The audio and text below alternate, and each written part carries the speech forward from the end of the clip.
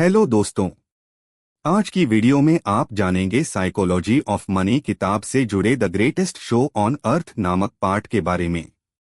यह 2 भागों में है, जिसका यह पहला भाग है। अगर आपको यह वीडियो पसंद आए तो चैनल को सब्सक्राइब करना न भूलें और वीडियो को लाइक जरूर करें। चलिए शुरू करते हैं। परिचय। धरती पर सबसे शानदार शो। मैंने अपने कॉलेज के साल लॉस एंजलिस के एक शानदार होटल में वॉलेट कार पार्क करने वाला का काम करते हुए बिताए। वहां एक तकनीकी कंपनी का एक अधिकारी अक्सर आता था। वह एक जीनियस था। उसने अपनी 20 की उम्र में वाईफाई राउटर के एक जरूरी हिस्से को डिजाइन और पेटेंट कराया था। उसने कई कंपनियां शुरू की और फिर बेच दी। वह बेहद सफल था, लेकिन पैसे के साथ उसका रिश्ता ऐसा था जिसे मैं असुरक्षा और बचकानी मूर्खता का मिश्रण कहूंगा। वह सैकड़ों डॉलर के नोटों की मोटी गड्डी लेकर चलता था। वह जिसे देखना हो या न हो, सबको वह गड्डी दिखाता था। वह अपने पैसे की खूब डींगे मारता था, ज्यादातर शराब के नशे में और बिना किसी वजह के।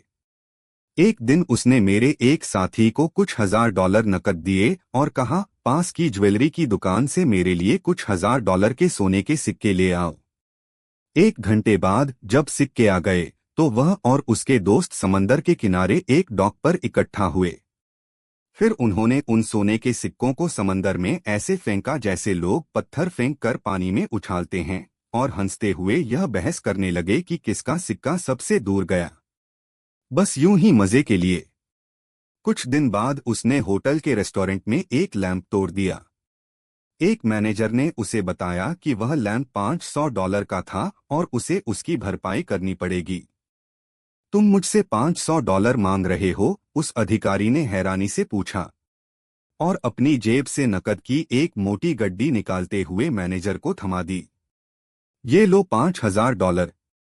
अब मेरी आंखों के सामने से हटो और दोबारा मुझे दिखना मत। आप सोच सकते हैं कि ऐसा बर्ताव कितने समय तक चल सकता है? और जवाब है, ज्यादा नहीं। कुछ सालों बाद मुझे पता चला कि वह पूरी तरह से कंगाल हो गया था। इस किताब का मुख्य विचार ये है कि पैसे के मामले में कामयाब होने का रिश्ता आपकी समझदारी से कम और आपके व्यवहार से ज्यादा होता है। और अच्छा व्यवहार सिखाना मुश्किल होता है, चाहे इंसान कितना भी समझदार क्यों न हो। एक जीनियस, बहुत होशियार इंसान अगर अपनी भावनाओं पर काबू न रख पाए तो वह पैसों के मामले में पूरी तरह से बर्बाद हो सकता है। और इसका उल्टा भी सही है। एक आम इंसान जिसे पैसे से जुड़ी शिक्षा भी नहीं मिली हो, अगर उसका व्यवहार सही हो तो वह अमीर बन सकता है। मेरी पसंदीदा विकिपीडिया प्रविष्टि की शुरुआत कुछ इस तरह होती है। रोनाल्ड जेम्स रीड एक अमेरिकी समाजसेवी, निवेशक, सफाई कर्मी और पेट्रोल पंप पर काम करने वाला व्यक्ति था। रोनाल्ड रीड का जन्म अमेरिका के एक गांव वर्मोंट में हुआ था। वह अपने परिवार में हाई स्कूल पास करने वाला पहला इंसान था, और ये और भी खास इसलिए था क्योंकि वह हर दिन कॉलेज तक लिफ्ट लेकर या पैदल जाता था। जो लोग रोनाल्ड रीड को जानते थे उनके लिए उसकी जिंदगी कुछ खास नहीं लगती थी। वह बहुत ही साधारण और शांत जीवन जीता था। उसने 25 साल तक एक पेट्रोल पंप पर गाड़ियों की मरम्मत की और फिर 17 साल तक जेसी पेनी, एक स्टोर में झाड़ू लगाई। 38 साल की उम्र में उसने $12,000 में एक 2 कमरों वाला घर खरीदा और फिर जिंदगी भर वहीं रहा। 50 साल की उम्र में उसकी पत्नी की मृत्यु हो गई और उसने फिर कभी शादी नहीं की। उसका एक दोस्त कहता था कि उसका सबसे पसंदीदा काम था लकड़ियां काटना। 2014 में 92 साल की उम्र में रोनाल्ड रीड का निधन हुआ, और यहीं से उस मामूली सफाई कर्मी की कहानी अखबारों की सुर्खियां बन गई। 2014 में अमेरिका में कुल 28 लाख से ज्यादा लोग मरे। उनमें से सिर्फ 4000 से भी कम लोगों के पास मरते समय $80 लाख से ज्यादा की संपत्ति थी।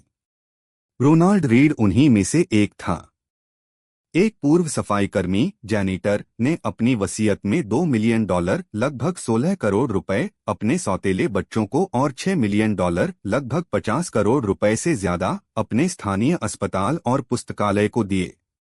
जो लोग रोनाल्ड रीड को जानते थे वे हैरान रह गए, उसके पास इतनी ज्यादा दौलत आई कहां से। बाद में पता चला कि इसमें कोई रहस्य नहीं था। न तो उसने कोई लॉटरी जीती थी और न ही उसे कोई विरासत मिली थी। रीड ने जो थोड़ा बहुत कमा पाता था वो बचाया और उसे अच्छे कंपनियों के शेयरों में निवेश कर दिया। फिर वो दशकों तक इंतजार करता रहा। छोटी छोटी बचतें सालों में बढ़ती गईं और आखिर में उसकी कुल संपत्ति $8 मिलियन लगभग 67 करोड़ रुपए से ज्यादा हो गई। बस इतना ही। एक साधारण सफाई कर्मी से बना एक महान दानवीर। रोनाल्ड रीड की मौत से कुछ महीने पहले एक और व्यक्ति रिचर्ड खबरों में था। रिचर्ड फुस्कोन रोनाल्ड रीड से बिल्कुल अलग था। वह हार्वर्ड विश्वविद्यालय से पढ़ा हुआ था, मेरिल लिंच कंपनी में एक बड़े पद पर काम करता था और उसके पास MBA की डिग्री थी। फाइनेंस की दुनिया में उसने इतनी सफलता हासिल की कि 40 की उम्र में ही रिटायर होकर समाज सेवा में लग गया। मेरिल लिंच के पूर्व CEO डेविड कोमांस्की ने उसकी व्यावसायिक समझ, नेतृत्व की क्षमता, समझदारी और ईमानदारी की खूब तारीफ की थी। एक मशहूर बिजनेस मैगजीन ने तो उसे 40 की उम्र से कम के 40 सफल लोगों की लिस्ट में भी शामिल किया था। लेकिन फिर जैसे कुछ अमीर लोग अचानक सब कुछ खो बैठते हैं, वैसा ही उसके साथ भी हुआ। 2000 के दशक के मध्य में फुस्कोन ने कर्ज लेकर कनेक्टिकट में एक बहुत बड़ा और आलीशान घर बनवाया। इस घर का क्षेत्रफल 18,000 वर्ग फुट था, जिसमें 11 बाथरूम, 2 लिफ्टें, 2 स्विमिंग पूल, 7 गैराज थे और इसका मासिक खर्च $90,000 लगभग 75 लाख रुपए से ज्यादा था। फिर 2008 में दुनिया भर में आर्थिक मंदी आ गई।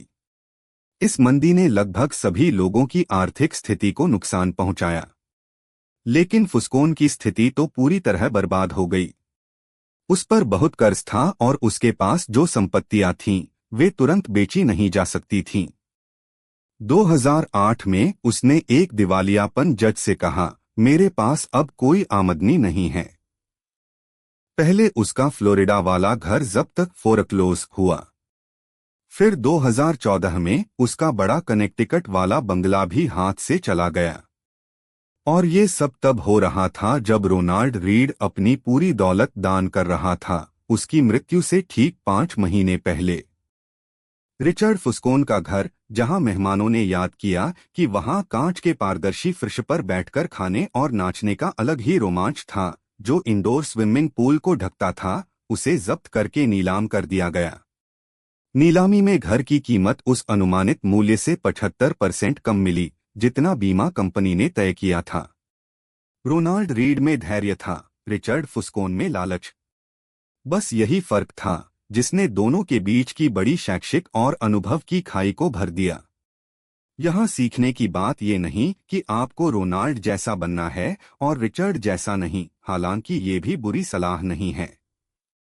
इस कहानी का सबसे दिलचस्प पहलू यह है कि ऐसा सिर्फ वित्त की दुनिया में ही होता है। कौन से दूसरे क्षेत्र में ऐसा होता है कि एक व्यक्ति जिसके पास न कोई डिग्री हो, न कोई प्रशिक्षण, न अनुभव, न कोई जान पहचान, वह किसी ऐसे व्यक्ति से कहीं ज्यादा बेहतर प्रदर्शन कर देता है जिसके पास सबसे अच्छी शिक्षा, सबसे अच्छा प्रशिक्षण और सबसे अच्छे संपर्क हों। मेरे लिए ऐसा कोई दूसरा उदाहरण सोचना भी मुश्किल है। यह कल्पना करना नामुमकिन है कि रोनाल्ड रीड कभी किसी हार्वर्ड प्रशिक्षित सर्जन से बेहतर दिल का ऑपरेशन कर सके, या कि वह किसी शीर्ष प्रशिक्षित आर्किटेक्ट से बेहतर गगनचुंबी इमारत डिजाइन कर दे। ऐसा कभी नहीं होगा कि एक सफाई कर्मी दुनिया के सबसे बेहतरीन न्यूक्लियर इंजीनियरों से बेहतर साबित हो जाए। लेकिन निवेश की दुनिया में ऐसा सचमुच होता है। ये कि रोनाल्ड रीड और रिचर्ड फुस्कोन जैसे लोग एक ही दुनिया में एक साथ मौजूद रह सकते हैं, इसका 2 कारण हो सकते हैं। पहला कि वित्तीय परिणाम काफी हद तक किस्मत से तय होते हैं, न कि सिर्फ आपकी समझ या मेहनत से। इसमें थोड़ी सच्चाई है और इस किताब में इसे आगे विस्तार से बताया जाएगा। दूसरा और जो मुझे ज्यादा सच लगता है यह कि वित्तीय सफलता कोई कठोर विज्ञान नहीं है। यह एक नरम कौशल है जहां आपका व्यवहार आपके ज्ञान से ज्यादा मायने रखता है। मैं इस नरम कौशल को पैसे की मनोविज्ञान कहता हूं। इस किताब का उद्देश्य है छोटी छोटी कहानियों के जरिए आपको यह समझाना कि वित्तीय सफलता के लिए सॉफ्ट स्किल्स तकनीकी ज्ञान से कहीं ज्यादा जरूरी हैं। मैं यह ऐसे तरीके से समझाऊंगा कि रोनाल्ड से लेकर फुस्कोन और उनके बीच के हर इंसान को बेहतर वित्तीय निर्णय लेने में मदद मिल सके।